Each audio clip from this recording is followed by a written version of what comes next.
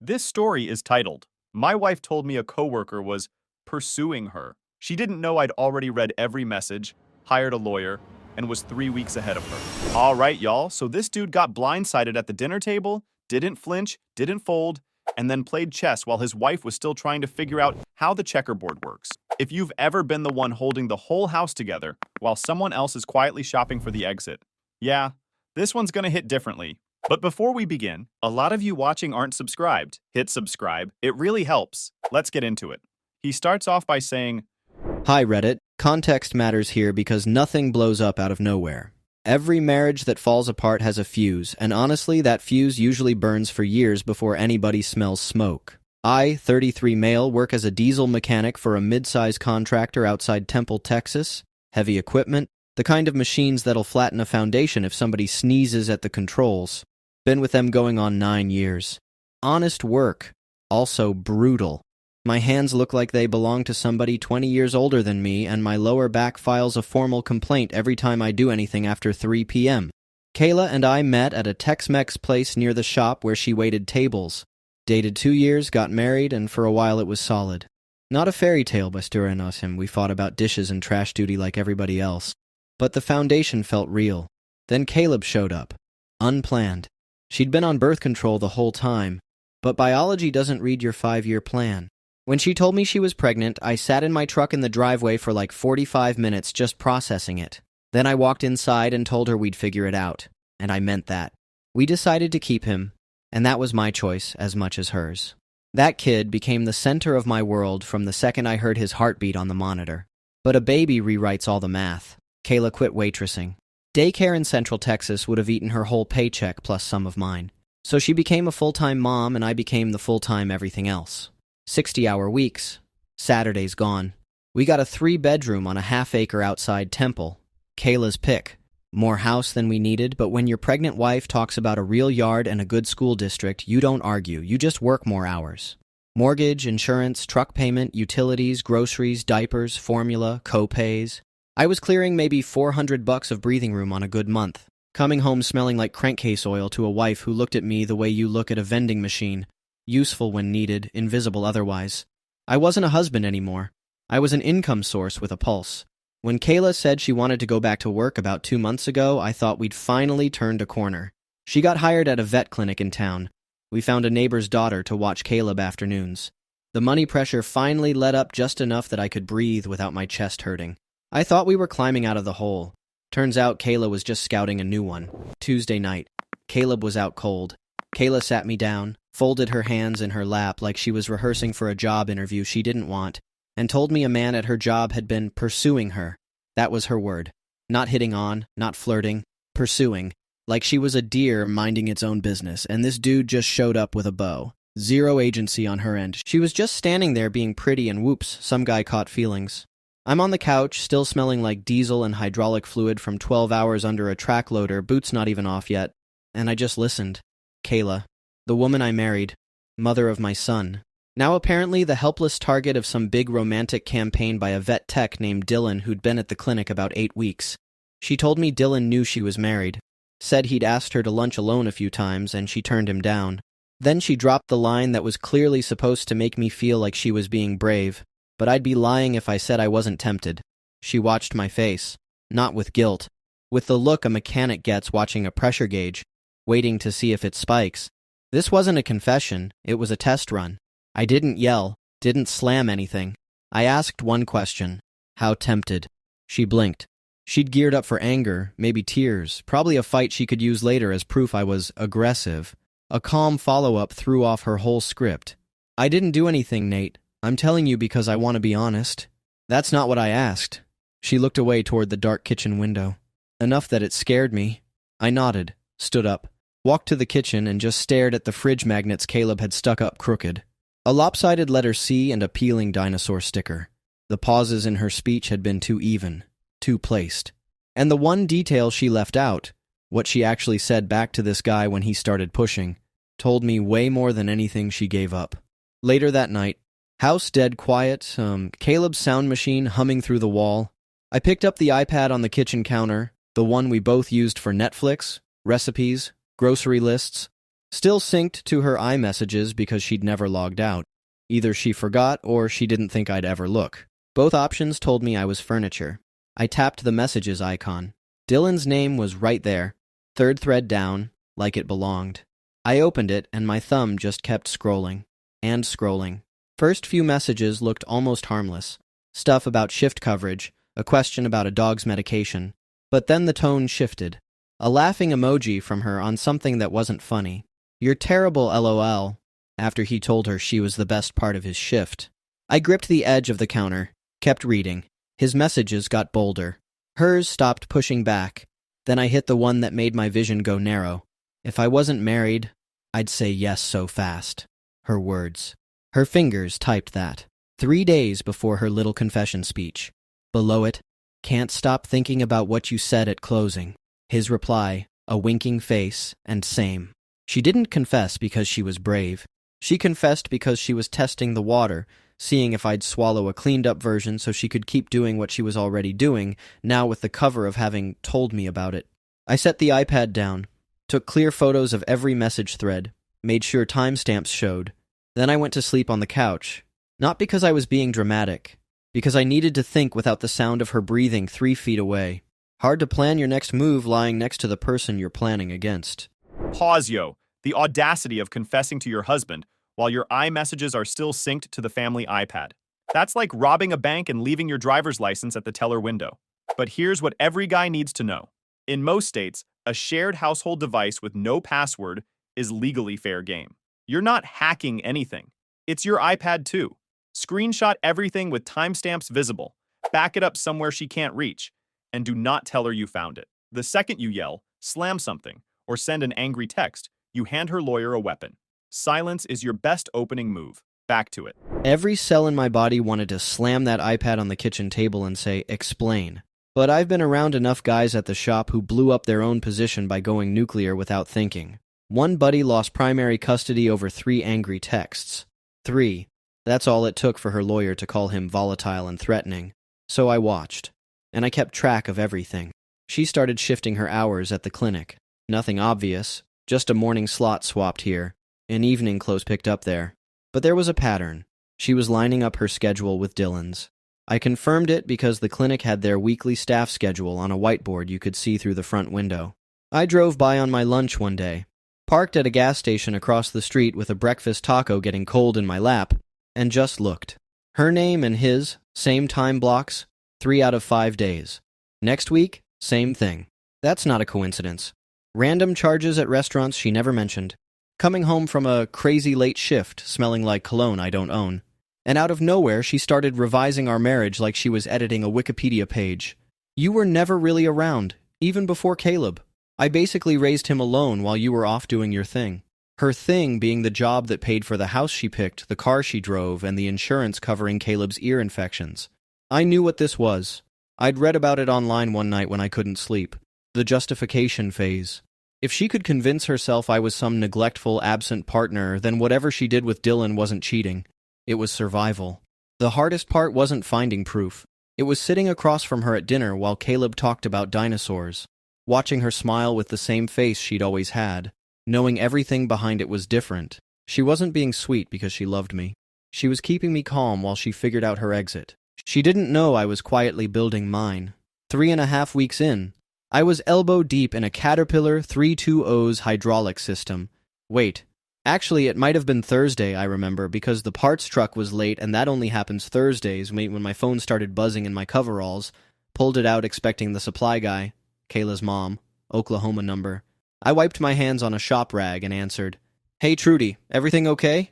"No, Nate, everything is not okay." Her voice was shaking, not crying, furious. "My daughter called me sobbing last night and told me what you've been putting her through. What I've been going through her phone like some jealous control freak, threatening divorce because she made a friend at work. A male friend, Nate, that's it. And now you're trying to make her quit the only job she's ever had that gave her any kind of independence." "Trudy, that's not what—" "I'm not finished. She told me you've been controlling and hostile for weeks, that she's scared to be in her own house, scared of her own husband." Her voice cracked on that last word. I raised that girl to be strong, and if you can't handle your wife having a simple conversation with a male coworker, then maybe you're not man enough to be married. Man enough. That phrase hit like a pipe wrench to the sternum. 3 years wrecking my body to keep this family above water, and now I wasn't man enough. My hands were shaking. Not from sadness, from the kind of anger that starts in your chest and wants to come out your fists. I gripped the top of my truck bed until my knuckles went white. Counted to 10. Then again. Because the version of me that wanted to unload every screenshot right there in that parking lot, that version would have lost. Trudy, I respect you and I understand why you're upset based on what you've heard. But you're missing some pretty important stuff. When this is all done, I hope you'll ask Kayla to give you the full version. I hung up before I said something I couldn't walk back. Within 48 hours, it hit her sister and their dad. Same script, same tears, same story where I'm the villain. Her sister texted about how disappointed she was in me. How she always knew something was off about me. Their dad left a voicemail saying he wanted to drive down from Oklahoma to have a conversation with me, which is a real specific kind of threat when a man says it in that tone. I didn't respond to any of it. Saved every message, every voicemail. Filed them all in the same folder on my phone. Same week. Second grenade. A piece of mail from a credit union I'd never heard of showed up in our mailbox, addressed to Kayla. I brought it up while flipping quesadillas for Caleb, real casual. Kept my eyes on the skillet. Hey, what's this Heritage Federal thing? Got a piece of mail from them today. She didn't look up from her phone. Just a personal account. For budgeting. Budgeting what exactly? We have a joint account for everything. Just my own stuff, like personal expenses. It's not a big deal, Nate. That clipped tone people use when they want you to stop asking questions. The verbal equivalent of a door closing. I'm just asking because I didn't know about it. Because it's mine. You don't need to know about every single thing I do. I flipped the quesadilla and didn't push it. But that night, after she went to bed, I pulled up our joint account on my phone. Her last paycheck was about $300 short of what it should have been based on her hours and rate at the clinic. She'd split her direct deposit, funneling money into an account I couldn't see. She was building herself an escape fund, while I was paying every single bill in that house by myself. Next morning, I called a family attorney in Killeen. A guy at my shop who went through a bad divorce gave me the name. Sat in the lawyer's office for 90 minutes. Printed screenshots, handwritten notes, bank statements with charges highlighted in yellow. He went through each one without blinking. Told me this playbook was way more common than most guys think. Said most men don't start keeping records until it's too late, and I was ahead of the game. His advice? Keep doing what I'm doing. Don't leave the house, don't raise my voice, don't send any text I wouldn't want a judge reading out loud. And when the time comes, we file first. Why does filing first matter? He leaned back. Whoever files first sets the pace, picks the court, sets the opening terms, controls the tone for everything after. Right now you're playing defense. When we file, you go on offense. I understood that the same way I understand torque specs. You don't wait for the machine to seize up. You pull it offline before the damage spreads. Pause. What Kayla ran has a name. Narrative poisoning. In surveys of divorce attorneys, over 60% say the most common tactic they see is one spouse rewriting the marriage story before the other even knows there's a problem. Revise the marriage. Poison the family. Open a hidden account. If your partner suddenly splits their direct deposit without telling you, that's not budgeting. That's exit planning. Pull your bank statements now. Check every deposit against their actual pay. Don't wait to be served. Be the one serving. Back to it. Month 2. The whole thing started cracking. Friday night Facebook message from a woman named Tasha. She'd found Kayla's name in Dylan's emails, looked her up, found me tagged in an old family photo from Caleb's second birthday. Short message. I think we're in the same situation. Can I call you? Sent my number. Next morning, she called while Caleb sat at the kitchen table eating off-brand Fruity Pebbles, half watching cartoons, milk on his chin. Hi, this is Tasha. I'm sorry to bother you. You're not bothering me. Long pause. Then 6 words that changed everything. I'm Dylan's wife. We should talk. Dylan was married. The whole time. 2 people just out here lying to the people who trusted them most. But Tasha didn't trust me right away. First 10 minutes she was guarded, almost hostile. I need to ask you something, and I need you to be straight with me. Do you and Kayla have some kind of arrangement? No, we don't. Because Dylan told me she was in an open marriage. That's how he justified it when I found the first message 2 weeks ago. He lied. I found out 8 weeks ago on our iPad. Kayla never logged out of iMessage. Quiet. I could hear her deciding whether I was full of it. Then, okay, tell me what you have.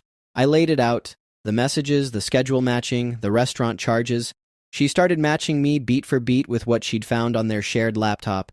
Dylan had left his browser logged into a personal email where he and Kayla had moved their conversations after the iMessage stuff got too risky. He called her his work wife at home, Tasha said. Her voice had this thin, careful quality, like someone walking on ice they already know is cracked. Like it was a joke, I actually laughed the first time he said it, thought it was cute. Man, that makes me want to throw up now. I had to step out onto the back porch because Caleb started yelling about more cereal. Stood there in my socks on cold concrete, November air biting my ears. What I found on the laptop isn't the tame stuff, Tasha continued. Her voice had gone flat, controlled. This is planning. Times to meet after shifts. She sent one that said, "I wish we had more time, just us." And he replied with the name and address of a motel off I-35, said he'd looked into it just in case. My stomach dropped. What did she say back? One word. Maybe. Then a smiley face. I exhaled hard enough to fog the air. Through the sliding door I could see Caleb spooning cereal into his mouth, kicking his feet against the chair legs. No clue that his dad's whole world was rearranging on the other end of this phone call. The charges at Meridian, I said. On our bank statement. 2 visits, no mention of it. Tasha went quiet. I heard typing. I'm looking at Dylan's visa right now. Same restaurant. Same dates. Charges about 30 minutes apart on 2 different cards. They paid separate. Like that somehow makes it less of a date. She laughed, but there was nothing funny in it. They weren't even smart about it, just cocky enough to think nobody was checking the receipts. How are you this calm about it? I'm not calm, Nate. I'm past calm. I cried for 3 days straight, and then I stopped and started organizing. She was in the execution phase. That kind of calm that only shows up when somebody's already done their crying alone and decided what comes next. That night, after Caleb went to bed, I sat Kayla down at the kitchen table. Still hadn't showered. 12-hour day, hydraulic leak sprayed fluid all over my arms. My shirt had a rip at the shoulder from catching it on a bracket. Didn't matter. I pulled out the chair across from her and sat. We need to talk. She looked up from her phone. Something in my voice made her set its screen down on the table. Okay. I talked to Dylan's wife today. Her coffee mug stopped halfway to her mouth. What? Tasha. That's her name. She found me on Facebook through an old family photo, called me this morning. Why would you... She found messages on their home laptop, everything you two moved off iMessage to hide. She's got all of it. The personal email account. The conversations that got too risky for the regular threads. I kept my voice level. Almost conversational. I know about Meridian. I know about the motel he looked up on I-35. And I know what you said back. The color drained out of her face like somebody pulled a plug. I watched it happen in real time. This slow, sick realization that every wall she'd built around the story had just been knocked down from the outside by somebody she didn't even know existed. Then she swung hard into offense. You've been spying on me, going through my stuff. Now you're talking to strangers about our marriage? She called me. I didn't track anybody down. She found those messages on her own laptop. Same way I found yours on the iPad you never logged out of. Quiet, then the tears, right on cue. Nothing happened, Nate. I swear on Caleb's life, nothing physical ever happened. You were planning where to meet, looking up motels. That's not nothing, Kayla, that's intent. Those messages don't exist. She's making stuff up to... I pulled out my phone, opened the screenshots folder, slid it across the table. These are from our iPad, weeks ago. Same pattern, same direction. Same woman typing, if I wasn't married, I'd say yes so fast. She stared at the screen, didn't touch the phone. Almost 2 full minutes of nothing. Just the fridge humming and Caleb's sound machine bleeding through the hallway. Then, real quiet, I was lonely, Nate. You were gone all the time, and I was just here with a 4-year-old and nobody to talk to. I know that doesn't make it okay, but I was so lonely. Look, I believe her. Being home alone with a 4-year-old while your husband works 60 hours a week is isolating and hard and real. But here's where my sympathy hits a wall. She had 100 ways to tell me that. Could have said, I need more from you, any night of the week. Instead, she found a married dude at work and started planning motel meetups. Loneliness is an explanation. It's not a permission slip. Then her face changed. You set me up. I didn't dignify that. Stood up, put shoes on Caleb over his pajama feet, and took him to the park for 2 hours. He went down the slide 17 times and made me count everyone.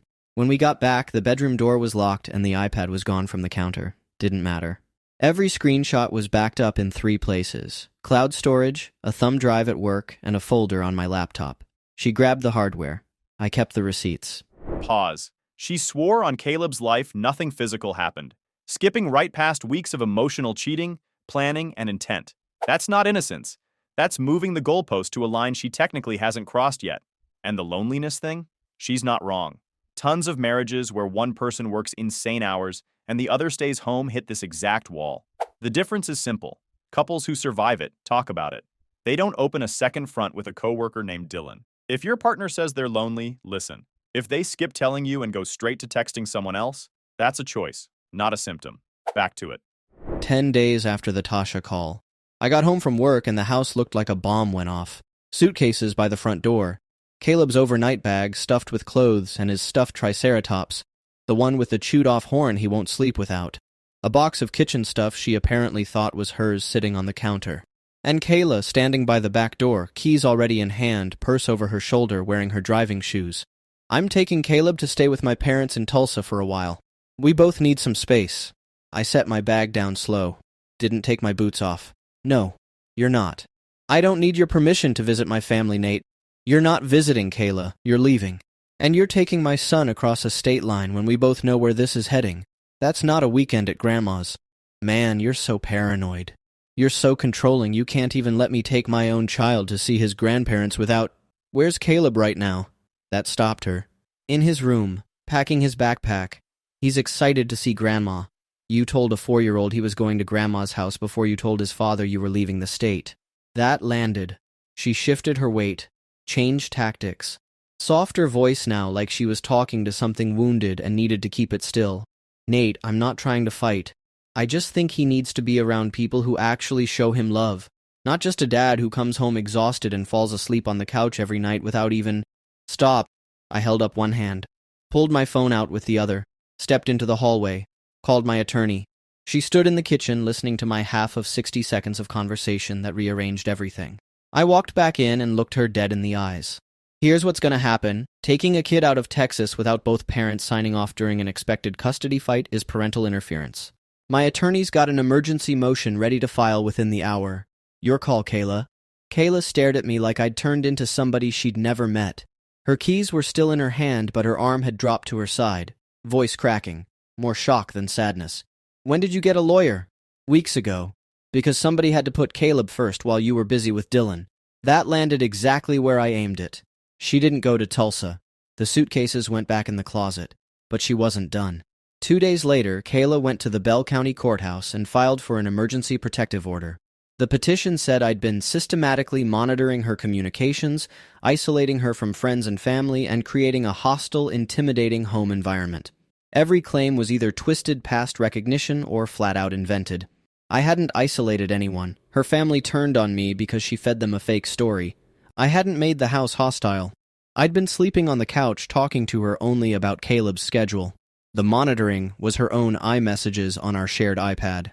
3 days later, windowless courtroom, floor wax and old coffee.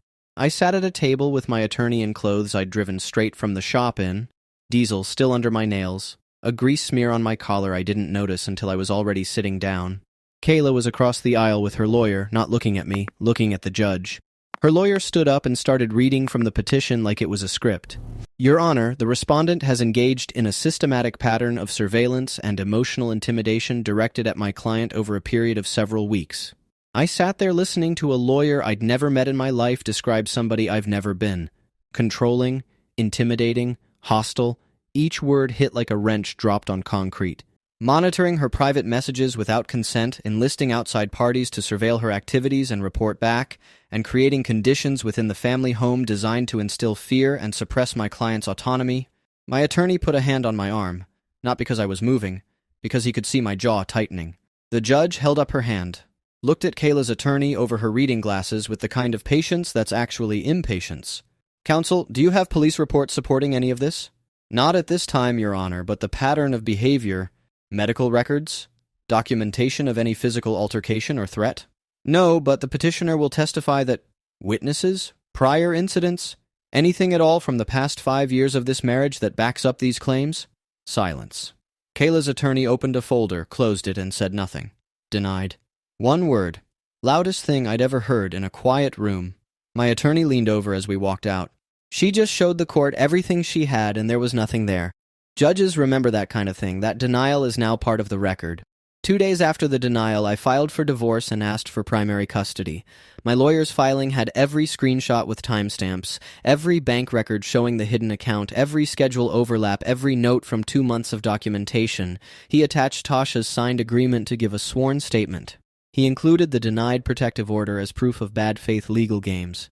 Kayla got served at work. At the front desk she sat at every day during business hours. I didn't plan that timing, but my attorney didn't go out of his way to avoid it either. Pause. I need everybody to understand what just happened, because this is where guys panic and lose. A buddy of mine got hit with a protective order and panicked. Started texting his wife trying to explain himself. Violated the temporary order before it even reached a hearing. Lost 6 months of custody progress over 4 text messages. Emergency protective orders get filed in custody battles way more than people realize. The judge wants evidence. If the petition shows up empty, it doesn't just get denied, it gets remembered. So if you're in this, don't leave the house, don't raise your voice, don't give them one single incident to point at. Your calm is your armor. Back to it. Divorce took 4 months. Texas makes you wait 60 days minimum. But between Kayla fighting custody and her lawyer trying to get my evidence tossed on technicalities, it dragged into fall. None of it worked. Shared household device, no password, no expectation of privacy under Texas family law. Money hidden while I covered every bill and straight to credibility. Denied on both motions. The custody evaluation buried her. The evaluator found a pattern of deception she flagged in bold, including Kayla telling the evaluator she'd never seriously thought about leaving the state with Caleb, directly contradicted by the suitcase photos I'd saved and a text to her mom saying, "If this all goes south, I'm bringing Caleb home and you can't stop me." That one paragraph killed any real shot she had. Judge gave me primary physical custody. Standard visitation for Kayla. Every other weekend. 1 evening during the week. Child support figured from both incomes. She owed me a small monthly amount. I could tell that shocked her. She'd walked in assuming the mom always keeps the kids. Texas doesn't work like that when the dad has records, stability, and a lawyer who knows the statute cold. House went on the market. Split came to about 11 grand each after the mortgage. Enough for first and last on a clean 2-bedroom 15 minutes from my shop. Caleb got his own room. I let him pick the paint. He chose green. Bright, ugly, perfect green. Now the part I didn't plan but watched happen with something close to grim satisfaction. Tasha filed a formal complaint with the vet clinic's owners, using company time to chase a coworker, manipulating the schedule to line up shifts, using internal messaging for personal stuff during business hours. She had screenshots backing every single claim. The owners pulled security footage from the parking lot showing Dylan and Kayla leaving together on 3 separate occasions during lunch breaks they were supposed to spend on site. After an internal review that took about a week, Dylan was fired. Walked out on a Tuesday afternoon with a cardboard box and whatever was left of his reputation. Reception watched him go. Nobody said goodbye. Last I heard from Tasha, he'd applied to 3 other clinics in the area and couldn't get past the reference check. Turns out a tight vet community in Central Texas has a long memory and zero tolerance for the guy who got walked out for chasing a married coworker on the clock. Word travels fast when your industry runs on trust and you just proved you don't have any. Kayla wasn't fired, but she quit within the week. Tough to answer phones and smile at clients when everyone you work with knows the full, unedited version of what you did, and the guy you did it with just got escorted out the front door carrying his stuff in a box. She got a job at a call center on the south side of Temple. Night shifts, mostly. Tasha's divorce went through quicker. No kids, cleaner split. She sent me a message. "Hope your little guy is doing good." I told her Caleb was doing great, because he really was. Kayla's in a 1-bedroom on the south end of town now. She gets Caleb on her weekends and brings him back on time, which I'll give her credit for. She doesn't try the geographic games or the story games anymore. I think the denied protective order, losing custody, and a judge who didn't buy her act finally taught her where the lines are. Her family came around, not to my side exactly, but to reality. Her mom called 3 months after everything was finalized. Didn't straight up apologize. I don't think she had it in her to say the words, but she said something that stuck. I think I was only hearing one side for a long time, and I should have asked more questions before I called you that day. I told her I got it, and I really did. People believe whoever tells them first, especially when that person's crying. That's not a character flaw, that's just how people work. Her dad never called, but the threats stopped. I'll take it. Last real conversation with Kayla. 5 months after the papers were signed. Routine Saturday pickup at the gas station lot off the highway between our apartments. Late afternoon, sun sitting low. Some guy pressure washing the tire shop next door doing a terrible job, just moving the dirt around in circles. Kayla pulled up. Caleb jumped out and sprinted to my truck the way he always does. Full speed, arms out, no hesitation, sneakers slapping the pavement. I got him buckled in. Kayla walked over to my window. Slow. Like she wasn't sure she was allowed. She looked tired. Not the performed, played-up tired she used to pull for sympathy. Just real, ordinary, worn-out tired. Can we talk for a second? About what? About us. If there's anything still worth saving. I looked at her for a long time. No anger, no satisfaction, just clarity. Behind me, Caleb was humming some song to his Triceratops, telling it they were going home. Kayla, you told your family I was abusive. You tried to take my kid to Oklahoma without telling me. You filed a fake protective order in a courtroom. You were looking up motels with a married man while I was under a bulldozer trying to keep the lights on in a house you picked out. There's nothing left to save. You made sure of that. She opened her mouth, closed it, nodded once. Walked back to her car. I drove home with Caleb singing. Couldn't tell you what song, every note was wrong and he didn't care one bit. Made him mac and cheese with the dinosaur noodles because apparently regular elbows are an unacceptable life choice. He fell asleep on the couch with his head on my arm, breathing slow and easy. Caleb's doing great. He starts pre-K in the fall. His favorite color is green, which you probably figured. He's got no idea what happened between his parents, and if I do my job right, he never will. He'll just know his dad chose him. Every time. From day one. Man, that ending. Caleb didn't need a speech about what it means to be a man. He just needed the green room and his dad on the couch. Nate didn't beg, didn't blow up, didn't give her a single thing she could use against him. He just kept records, got a lawyer, and let her destroy her own case one bad decision at a time. That's not revenge. That's a man choosing himself and his kid when nobody else was gonna.